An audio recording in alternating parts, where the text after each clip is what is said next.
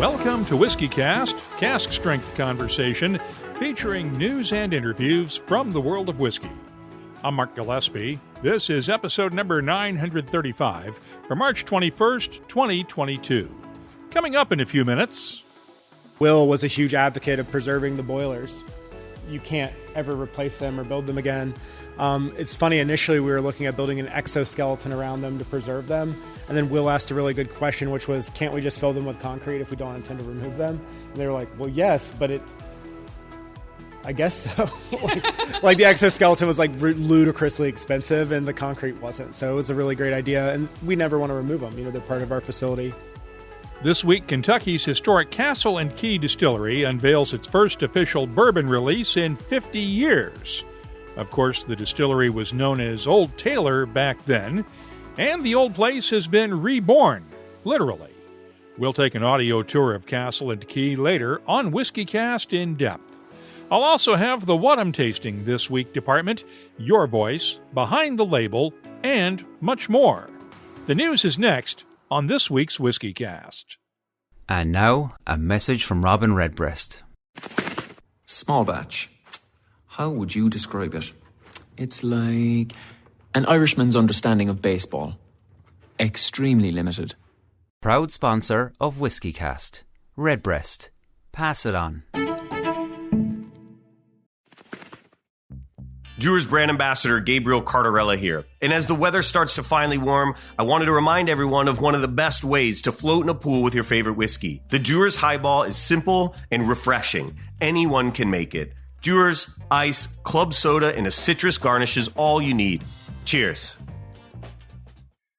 Let's get started with the news. It's brought to you by the Dalmore.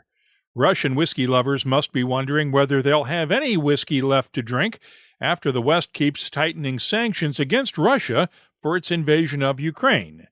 Bacardi is the latest drinks company to stop doing business in Russia, which means no more Dewar's, Aberfeldy, Craigellachie, and the like. But whiskeys could become even scarcer now that the UK has joined the US and other countries in banning the export of luxury goods to Russia. We don't know yet whether whiskeys will be on the list of banned goods, since the governments have yet to publish those lists. They're expected to include things like aircraft, high-end cars, fashions, and works of art. We'll keep you posted. That's one area where the UK and the U.S. governments agree. Of course, the issue of U.S. steel and aluminum tariffs still divides the two countries. This week, U.S. Trade Representative Catherine Tai and her British counterpart, Secretary of State for International Trade Anne-Marie Trevelyan, are meeting in Baltimore. The 2 days of talks on the future of Atlantic trade will likely include some discussion of the steel and aluminum tariffs. Of course, that's important to UK whiskey lovers and the U.S. whiskey industry, since Great Britain retaliated for the U.S. tariffs in 2018 by slapping that 25% tariff on American whiskeys and other consumer goods. The two ambassadors have also agreed to meet again in the UK later this spring. A quick update out of Kentucky, where there are just 9 days left in this year's legislative session, and the state Senate still has to take action on House Bill 500. That's the bill that cleans up regulatory language on private barrel selections, along with allowing distilleries to operate satellite tasting rooms, as well as other changes. The bill is currently pending in a Senate committee as I record this. We'll keep you posted. It's hard to believe it's been more than 4 years now since British Columbia liquor inspectors raided Fett's Whiskey Kitchen in Vancouver back in January of 2018 and seized 242 bottles of Scotch Malt Whisky Society whiskies. The case is still working its way through the British Columbia court system, and this past week a BC Supreme Court judge ordered provincial regulators to turn over their records from the raid. Fett's owners Allura and Eric Fergie have argued ever since the raid that they were prejudged by the Liquor and Cannabis Regulation Branch and that they need the documentation for their appeal. The raid stemmed from provincial regulations that require bars and restaurants to buy all of their alcoholic beverages exclusively from the government-run wholesale supplier, which does not stock Scotch Malt Whisky Society whiskeys. Betts acquired those whiskeys from privately run liquor stores within the province. The judge ordered a new hearing for the Fergies once they received the documents, but did not order regulators to return the seized whiskeys, valued at more than $40,000. You can keep up with the latest whiskey news all week long at whiskycast.com and on our social media timelines. The news is brought to you by the Dalmore. Hello, Richard Patterson here, Master Distiller, Master Blender for the Dalmore.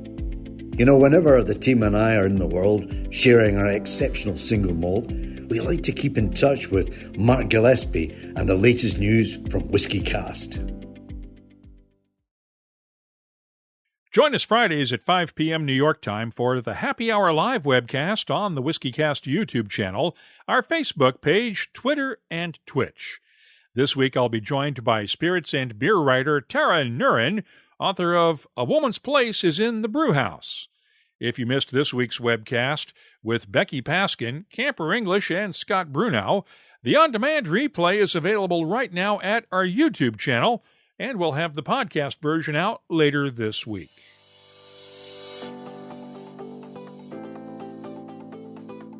Time now for the WhiskyCast calendar of events, brought to you by Catoctin Creek Distilling. The New Orleans Bourbon Festival returns this week from Wednesday through Saturday. Tickets are still available. The Whiskey Festival Noord-Nederland is also this weekend in the Netherlands, along with the Australian Malt Whisky Tasting Championship and the Western Sydney Forage Festival. The Miami Whiskey Mash is April 2nd, followed by Whiskey and Barrel Night in Tampa on the 7th. The rescheduled Whiskey Global is on for April 8th and 9th in Vancouver, British Columbia. Updates now. The Scotch Malt Whisky Society tastings with Charlie McLean have been rescheduled. They'll be the week of April 11th in New York City, Washington, Waco, Texas, Seattle, and Los Angeles. And a bit of good news. After 2 years of COVID-related cancellations, Whiskey Live London returns May 21st and 22nd. We also have confirmation that the New Brunswick Spirits Festival will return to Fredericton this November. It'll be November 15th through the 19th.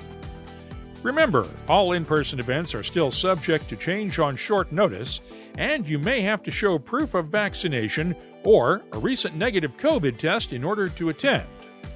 The calendar of events is brought to you by Catoctin Creek Distilling, makers of the Virginia Rye Whiskey. You'll find their Roundstone Rye at fine whiskey shops in 26 U.S. states, 3 continents, and online. Visit the new BuyVirginiaRye.com site for more details, and please drink responsibly. While there are several claims to the first highball in the United States, Dewar's is certainly amongst them. The highball trend was born and proliferated in Japan as a more sessionable and alternative approach to enjoying whiskey. Sure, neat or perhaps with a drop of water or two is the best way to enjoy whiskey, but it isn't always the most refreshing. With infinite spins and twists on this relatively simple cocktail, it's important to start with premium ingredients. Our latest innovations like Dewar's 8-year Caribbean rum cask finish or our 8-year Mizunara cask finish are both complex, double-aged whiskeys that will stand up to the chill of ice and effervescence of soda nicely. The base recipe is simple, but the trick is temperature. Fill a chilled Collins glass with ice. Add 2 ounces of your favorite Dewar's over the ice, top with club soda right from the fridge, and lastly, throw in a lemon wedge or peel and serve. More time in the sun, less behind the bar. Curious? Begin with a basic highball recipe, then start experimenting based on your personal taste and flavor preferences. Sky's the limit.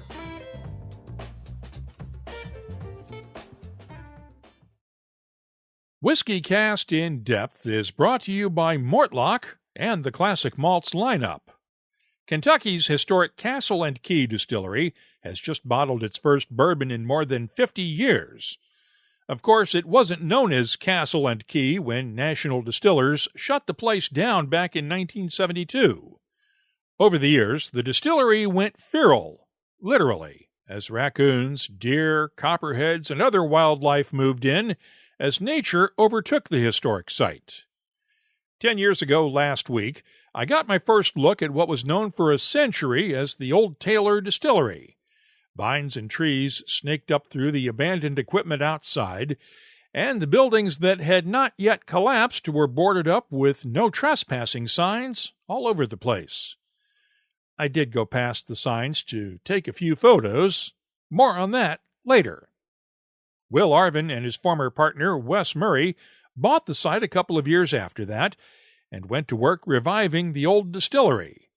Last week I returned to Castle and Key for the first time since that 2012 visit.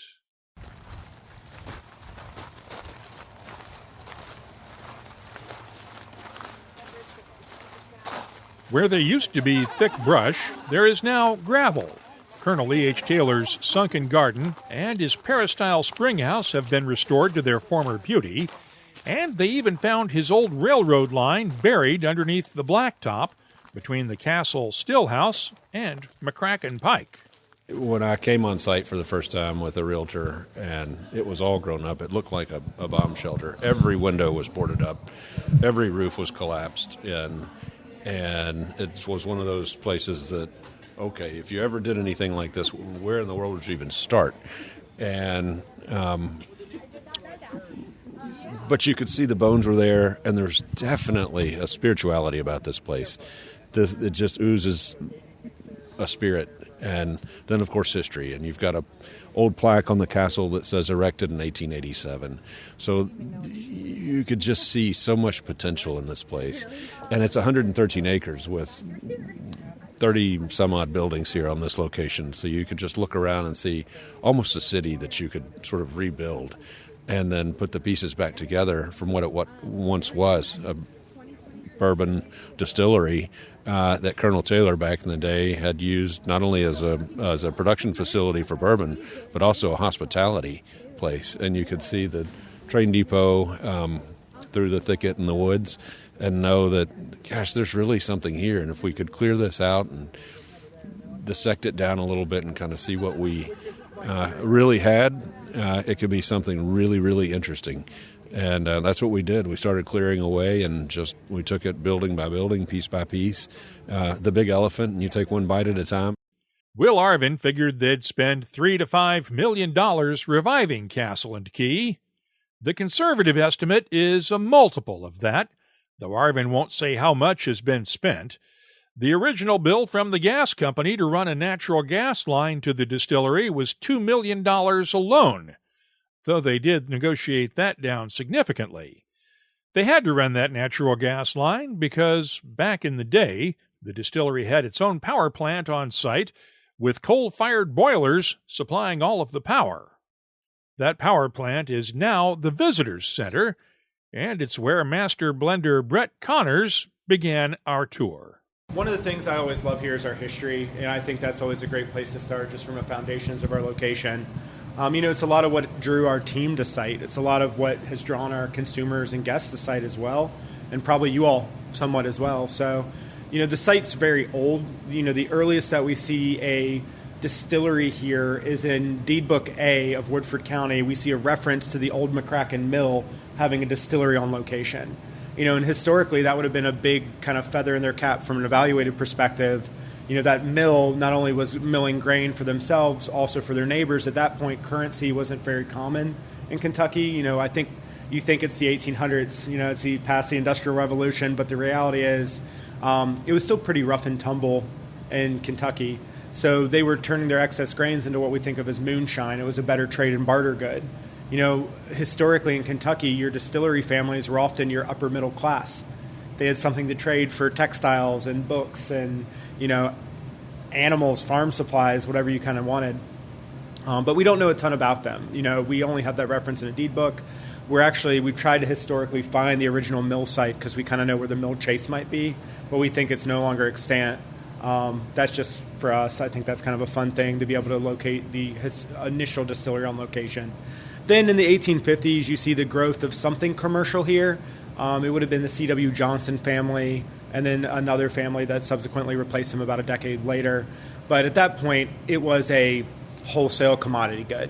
There wasn't a lot of brands historically that were connected to those products. They were basically making bulk whiskey and selling it on the wholesale market. The real growth, though, that we view kind of as the inception of the true site and what you'll see today is attributable to Colonel E.H. Taylor Jr. as early as really the late 1870s or early or mid-1880s. E.H. Taylor was a serial distiller, pun intended. He had his fingers in several distilleries of the time, including the OFC distillery nearby in Frankfort, the predecessor of today's Buffalo Trace. As we have noted in the past, Taylor was a bit of a rogue, and that's a polite way of putting it. It sort of looked like a Ponzi scheme. He was selling barrel futures on barrel futures. He was running up a lot of debt. He was also living a very garish lifestyle. You know, it never feels good when somebody owes you money and you see them bawling out. It's always an uncomfortable feeling. And that's exactly what was happening. You know, he's buying his wife lavish furs, and he's throwing all these parties, and he, has one of the first electrified private residences in Frankfurt, and he owed everyone in town money. So really, word starts to get around that he had kind of his debts were building. So at that point, people got kind of anxious and started calling him on his debts. And the best part is he ran away. He went to ground. It's actually, there's correspondence between him and one of his friends that was the ambassador of the U.S. ambassador to Peru at that point.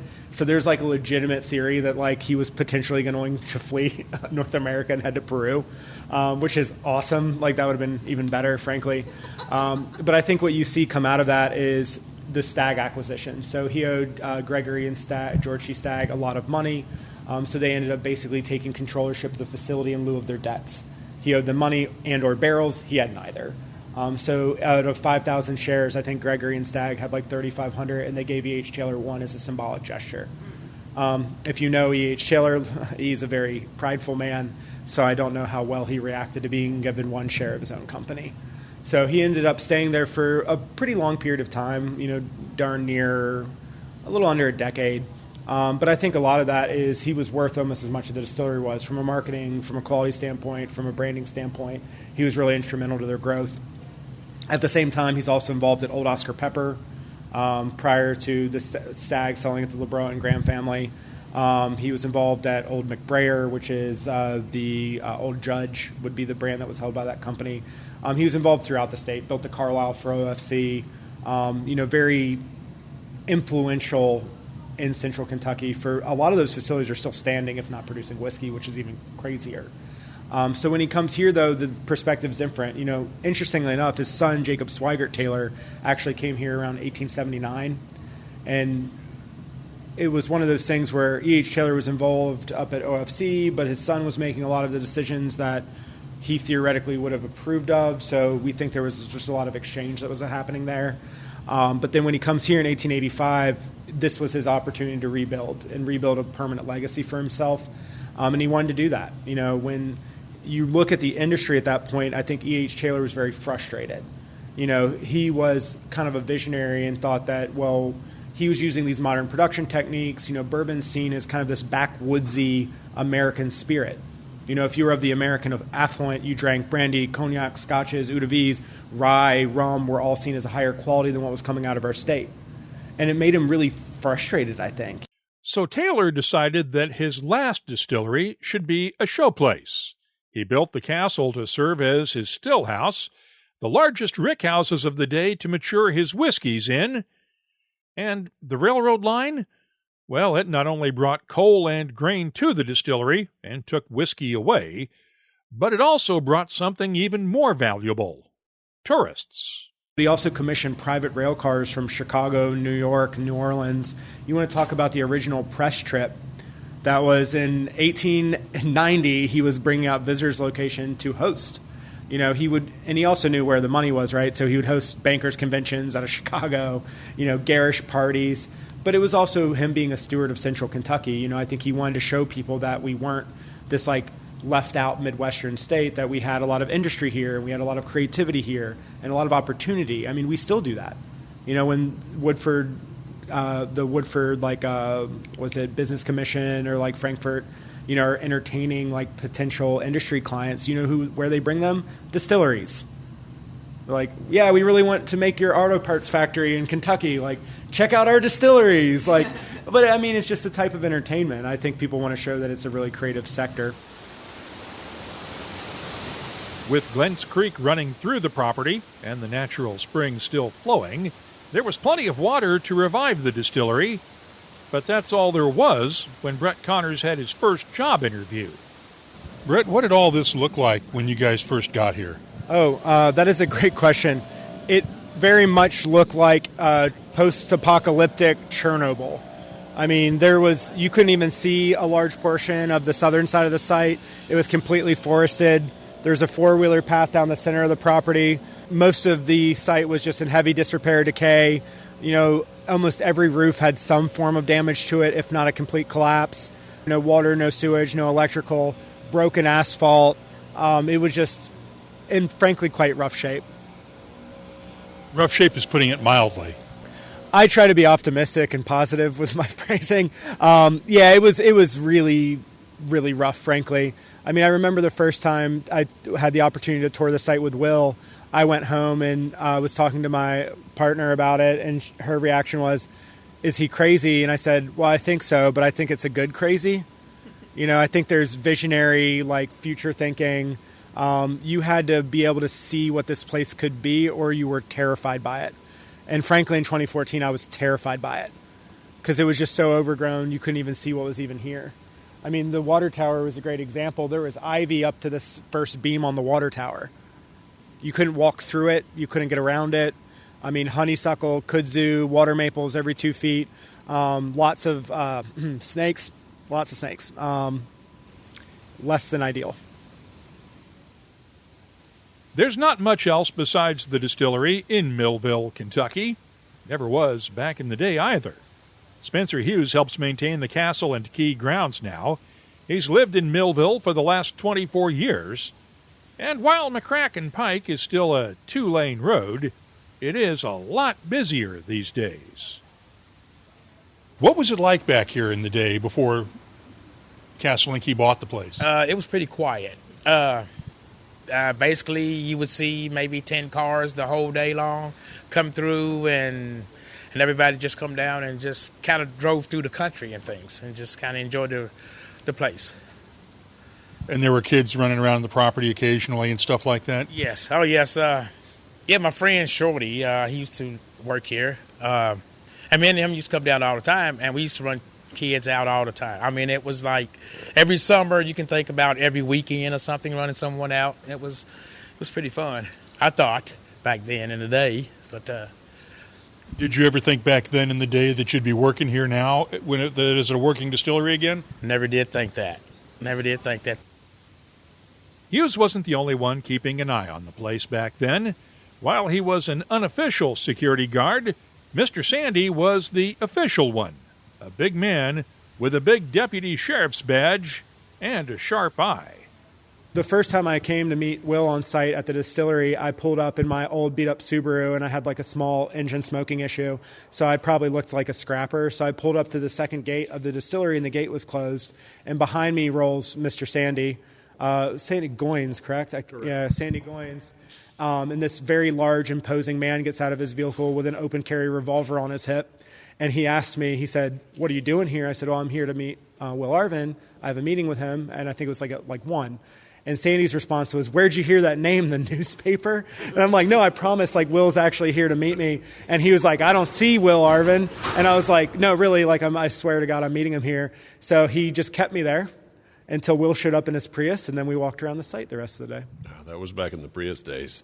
And Sandy was not just a sheriff's deputy. He was an Apache helicopter fighter pilot, and he packed heat, and he was not messing around. And he was the de facto guardian around this place and drove around. He's left us in celestial heaven right now, but he back in the day, he was the de facto security guard here for the whole premises. I had my own Mr. Sandy story because 10 years ago this week I was here, and I'd pulled up and parked up in the parking lot down by the second parking lot down by Gate B, I think, and pulled off on the side of the road on the other side of the road from the distillery, and I was taking pictures along the road, and then I walked in about 20 feet to where the old Warehouse B was standing, or I think it was Warehouse A. Yeah, Warehouse A. Warehouse A was standing, and then I came back out, and he was waiting for me. Not many people got past Sandy. Yeah. And he was waiting for me, and I said, I gave him my card. I said, I'm a journalist, a photographer.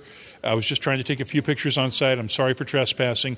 He goes, okay, there's a Revolutionary War gravesite just up the road here by the parking lot where you parked your car. You go pay your respects there for a few minutes, and I'll let you off this time.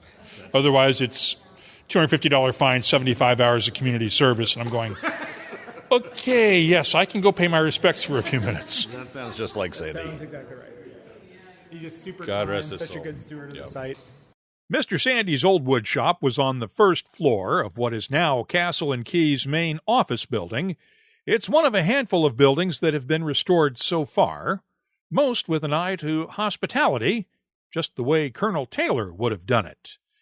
Where there once were overgrown weeds, vines, and trees, there are now gardens full of botanicals used for the distillery's cocktail offerings. Thursday through Sunday when we're open to the public for hospitality, this is more or less an open park. We made it very personable, very hospitality focused, where the goal is to spend the day. You can come down. We have an amazing little bar service area that we'll see in a moment called Taylorton Station. It was E.H. Taylor's original train depot. He named it after himself because he was a very humble man. We modernized it, and the front room is now a walk-through bar. We also have a bar service window. When we're open to the public, you can come and grab a beverage, sit by the creek, enjoy the weather, smoke a cigar, go on a lovely walk on the botanical trail. I think early on, we didn't have whiskey. So the only pushback we got on hospitality was always, oh, you don't have bourbon? Like, why don't you have bourbon? I'm like, well, it's not ready yet. They're like, well, you could bottle it at 2 years old. I'm like, yeah, but you also wouldn't be happy with it at 2 years old. So I was like, you're going to complain if it's 2, and you're going to complain if we don't have it, so I don't know what to do here. That leaves the still house. All of the important stuff was stripped out of the place decades ago, but the old grain silos, cookers, and fermentation vats that date back to the 1950s were left behind. They're being used once again, albeit with computerized controls that can be run from an iPad. The reality is National was running this thing very efficiently. They were producing north of 600 barrels a day, so the actual layout and design of the structure was made to make a ton of bourbon.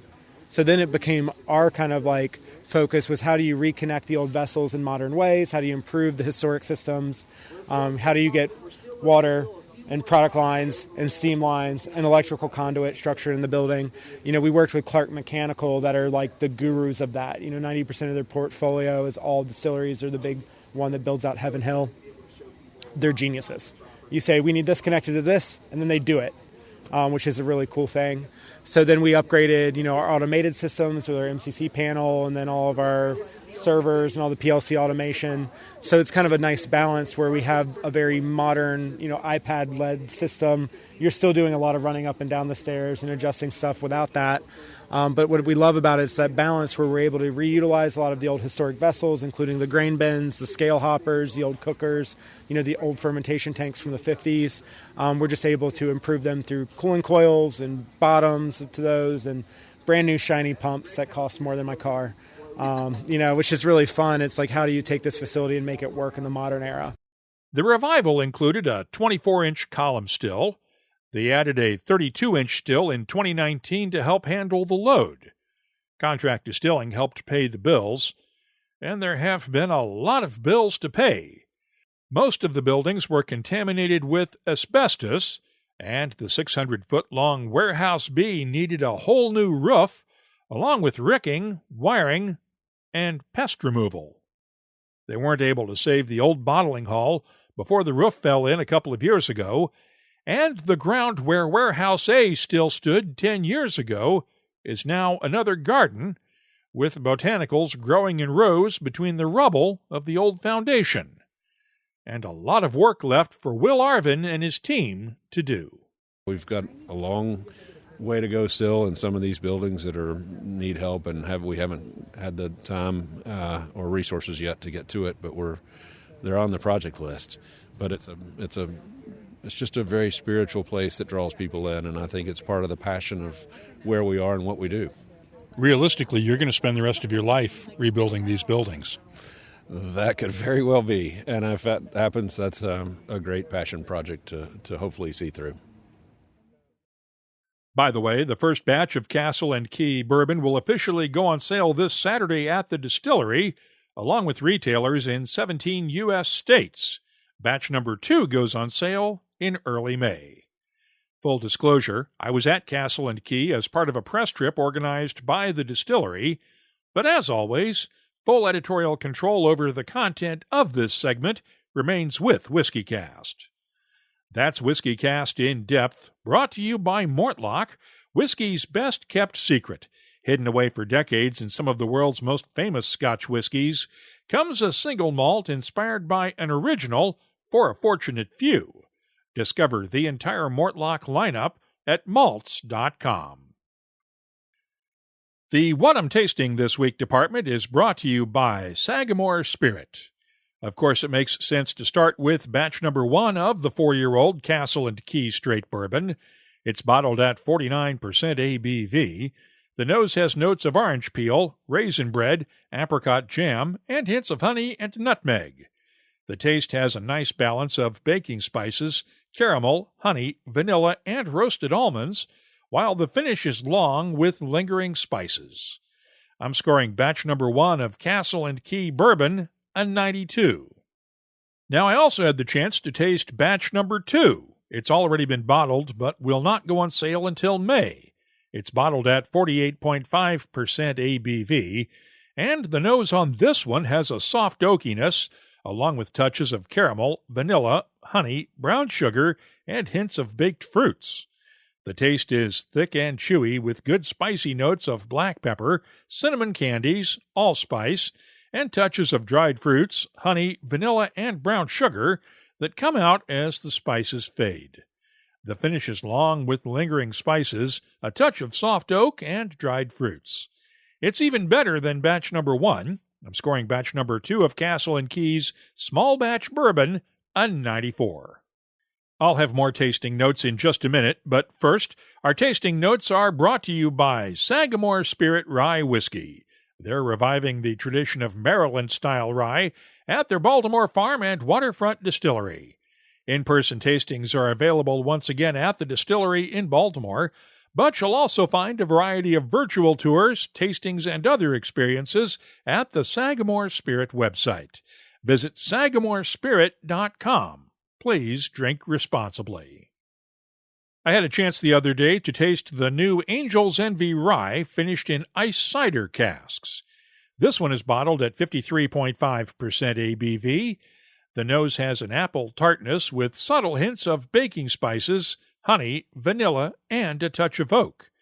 The taste is very tart and spicy with red apples, nutmeg, a hint of cinnamon, allspice, and touches of dark fruits in the background. The finish is long, spicy, and tart with a touch of oak. I'm scoring the Angel's Envy Rye Ice Cider Cask Finish an 89. And finally, I received a sample of the Middleton Very Rare 2022 edition. It's blended from whiskeys matured for between 12 and 33 years and bottled at 40% ABV. The nose has touches of mandarin oranges, a hint of red apples, subtle spices, and touches of hazelnut and milk chocolate. The taste has pot still spices balanced out by toasted vanilla, honey, mandarin oranges, red apples, and hints of caramel and ginger in the background. The finish, long, complex, and well-balanced. I'm scoring the 2022 Middleton Very Rare a 93. The What I'm Tasting This Week department is brought to you by Sagamore Spirit. I'll be adding these tasting notes to our searchable list of nearly 3,300 different whiskeys from all over the world. Check it out this week at whiskycast.com. And now, a message from Robin Redbreast. A thoughtful gift is hard work. What you need is a go-to multi-purpose gift for all occasions. A bottle of Redbreast can say, "Enjoy every minute, they grow up so fast." Oh. And equally nails, "Apologies for the back pain, I should have just hired a moving company." Proud sponsor of WhiskyCast. Redbreast. Pass it on. Let's open up the inbox now for Your Voice, presented by Scarabus Isla Single Malt Scotch Whiskey. We had a couple of listeners email to let us know that some of our recent podcast episodes We're not showing up in Google Podcasts or Spotify. We have traced the problem with our podcast hosting service, and it has been resolved. If you haven't refreshed your feed recently, give it a quick update, and you should see all of our recent episodes. We were discussing cocktails on the Happy Hour Live webcast the other night, and one viewer mentioned the Pan-Galactic Gargle Blaster. Well, I missed the reference completely to Hitchhiker's Guide to the Galaxy, but a number of folks quickly reminded me about that. It's been years since I've read the books by Douglas Adams. And on that note, anyone else notice the similarities between the internet and an early version of the Hitchhiker's Guide? Now, the biggest response of the week was to the photo I posted of our new podcast desk and bar here in the home studio. It was a combination birthday and Christmas gift from the family, and thanks to everyone who had compliments for it, including Stephen at Mr. Goalie 7959, who tweeted this. Very nice setup, Mark. I'm curious to know what you'll be keeping in the locked compartment with the drawer pull. Well, right now, Stephen, just a few empty Glencairns. But if you have suggestions for which bottles are locked compartment worthy, share them with us on social media. I'm on Twitter, Facebook, and Instagram at WhiskyCast. The email address, comments@whiskycast.com. Your Voice is presented by Scarabus, the unique Islay single malt forged by the whiskey-making traditions of 3 generations of the Lang family. Look for it at your local Total Wine and More store in the U.S. and specialist whiskey shops worldwide. Find out more at hunterlang.com. Let's close things out with Behind the Label, our look at the history, science, and people that make whiskey unique. It's brought to you by Writer's Tears. This week, it's time for another chapter in our ongoing series, How I Got Started in the Whiskey Business, with advice for those who want to get that first job. Fraser Hughes is the manager at Hunter Lang's Ardnahoe Distillery on Islay. It's where he grew up, but that did not make it easy for him to land that first job. My dad was in the industry. Right? He was lucky enough to be manager of Baltimore Distillery, late 70s, early 80s. I would have loved to have worked under him, but obviously I didn't want to use my dad to get into the industry. So I saw a couple of my pals getting jobs from school, and was I jealous? Yes, I was. Because, listen, growing up in Islay, the only thing you really want to do is work in a distillery. So it wasn't probably maybe 5-6 years later I got my first opportunity at Baltimore Distillery, and then from there it was showing people around the distillery, and then I went on to the warehousing, and then from there I went to a distillery called Auchentoshan, which was part of Morrison Baltimore Distillers at the time. From there I went up to Glengarry in the northeast of Scotland, getting my first managerial post.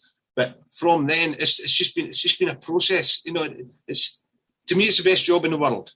Yeah, it's also what I would say now is that there are less people working in the industry on production now, and what there was when I started. I mean, when I started, you were looking at maybe 20 to 29 guys between the warehousing, malt barns, mash house, still house, in the distillery.